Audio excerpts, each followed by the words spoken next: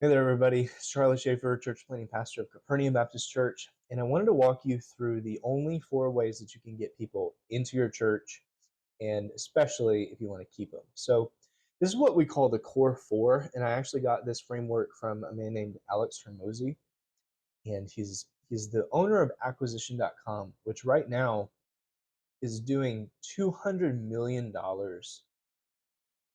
a year.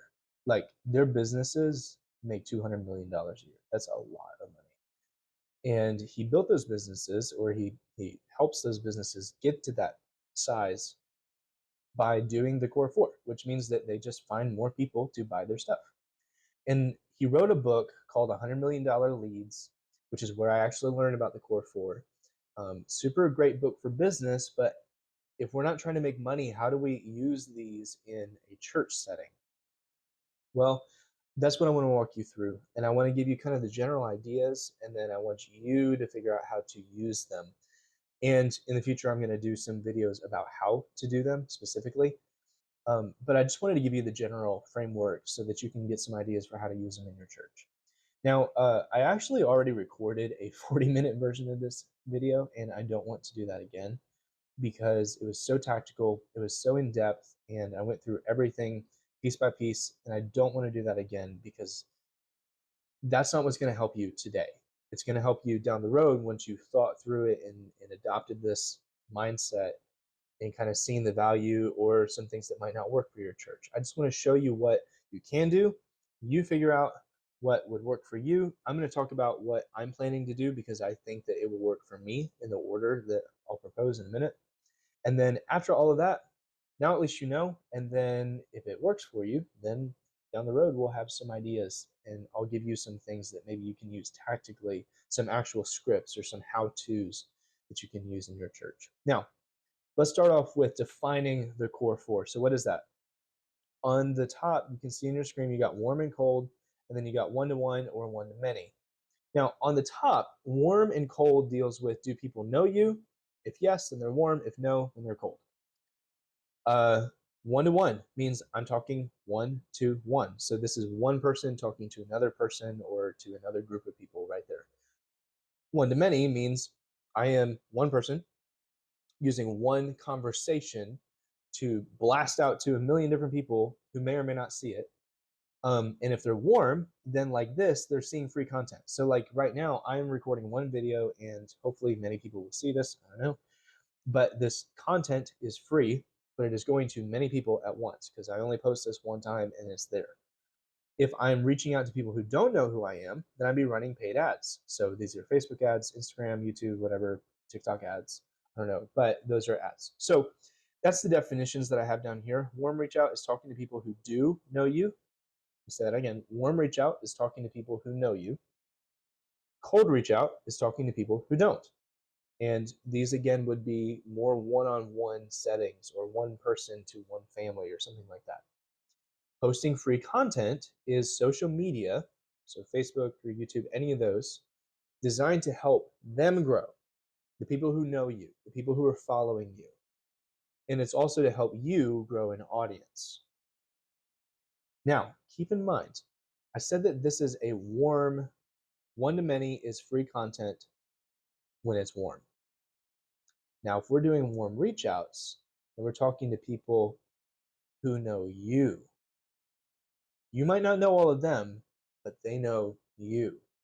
So if I'm posting free content, then I'm reaching people and getting more and more people who know me, even though I might not know them, so that eventually we can do more warm reach out and talk to them to invite them to our thing or to give them some value in hopes that someday they will want to come to our service. Something like that. Okay, does that make sense? So that's why we do warm reach out, cold reach out, post free content, and paid ads. That's the last section. This is also the most expensive section. We'll talk about that in a minute. The idea here is purchasing strangers' eyeballs. And let's break down who does what. This is going to be the key topic, the key thing that you're going to want to remember. One to one. Okay, so this is warm reach out or cold reach out. Tends to fall on church people. That means if you're going to have If anyone in the church is going to talk to their colleague about coming to church, is it going to be the pastor talking to the other pastoral staff, inviting them to church? Probably not. If you're going to get bigger attendance, if you're going to reach more people with the gospel, then it's got to be your church members inviting other friends or family or whatever to come to the church, or to come to a church event, or to listen to a message or something like that. They're inviting their friend who already knows about you in the church and them to a thing. And that's why it tends to fall on church people. Let's do the cold option. So you're dealing with people who don't know you. Who's going to knock on more doors? An army of 100 church members in a neighborhood, or one person knocking on doors? You. Exactly. The army of, you're going to reach one street, they're going to reach a whole neighborhood, or maybe even two, given the same time frame. So you might as well leverage it. You might as well employ your people and then empower your people, train your people to do one-on-one outreach, because most of them aren't going to be creating Facebook ads for your church. Like, they're not running Facebook ads out of their bank account to get people to come to your church. They're not going to be creating content as if they're the pastor of the church, or as if they're the leader of the church. It's just not going to happen. And even if they do like create some kind of content, they're probably not inviting people to your church. It's probably for a worldwide audience or something like that. So you might as well employ them, empower them, and train them to reach out into their community, the people they already know, and then to reach out into the community that they're at least familiar with and raise awareness for your church. That's what I would do. And that's why it tends to fall on normal church people, the congregation. One-to-many activities, so that if we go back up, that's going to be free content and paid ads. Those tend to be our responsibilities as pastors. The reason for that is you're not going to give the keys to the church Facebook ads account, which is linked to the church credit card, to just anybody. It's probably going to be your responsibility to run those for the events that you're doing. You're probably not going to be letting just anybody get behind a camera and talk about what your church stands for and believes and how to study the Bible and teaching like lessons and things, and blasting that out to YouTube for the whole world to see, if they're not at least on pastoral staff, or at the very least like some sort of lay leader in the church. So typically that falls to the pastor in a smaller church, or a pastor in a larger church. So these are pastoral typically, and these are congregational. And when you split it like that, then it kind of clarifies, where are my priorities? Where are their priorities? Then the next question is, what order do we do these things in? And I wrote these with a lot of individual like how-tos and everything. I'm going to spare you that right now. Let me just walk you through what I would do first. First thing that I would do is warm reach outs. I can't spell. So start with warm reach outs.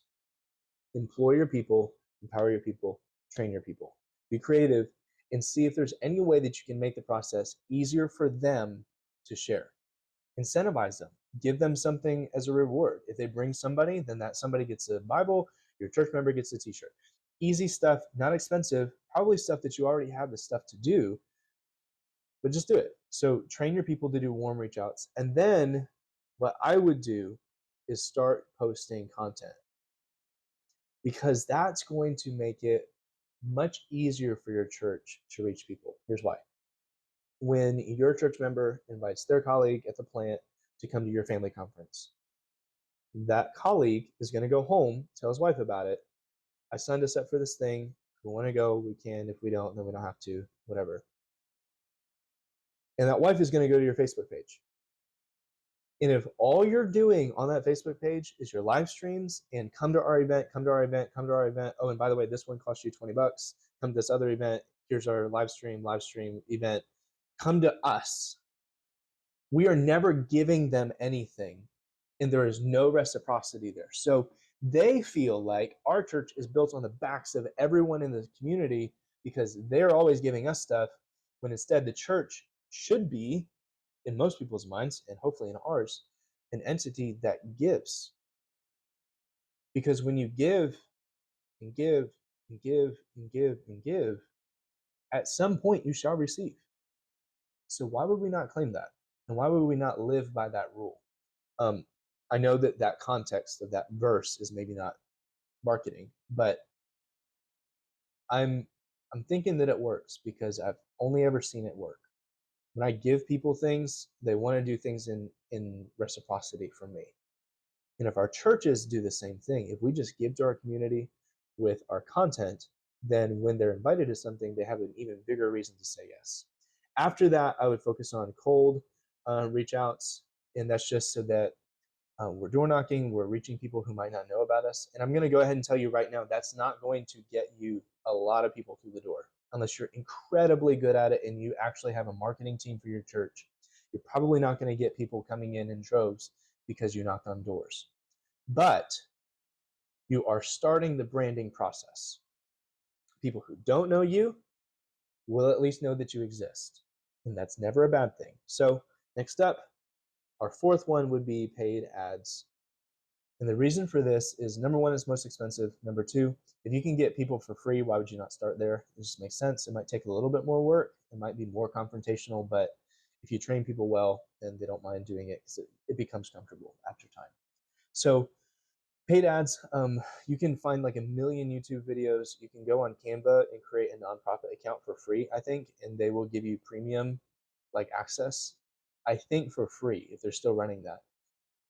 You can learn how to do it on YouTube, create the ad creative on Canva for free, and then put it out there. Facebook Ads Manager, it's not too expensive, especially if you develop a good ad. In bonus points, if you develop your ads for free things, because free gets more clicks than paid, or than the implication, the perception of I have to pay for this. So anyway, that's the steps that we're taking. I'm gonna work on teaching my people how to do warm reach outs, connect with their friends and family. I'm creating content. And then we're gonna start more cold outreach. And then once we have our location and once we have some of the other things that we need as a church plant, maybe you don't have those constraints, but we do. Right now, running ads for events doesn't make sense because we don't have a place to have events, at least right now. Um, so we'll work on that and then we'll get to that later on. But this is the process that I'm doing in my church, and so maybe it can help you in yours too.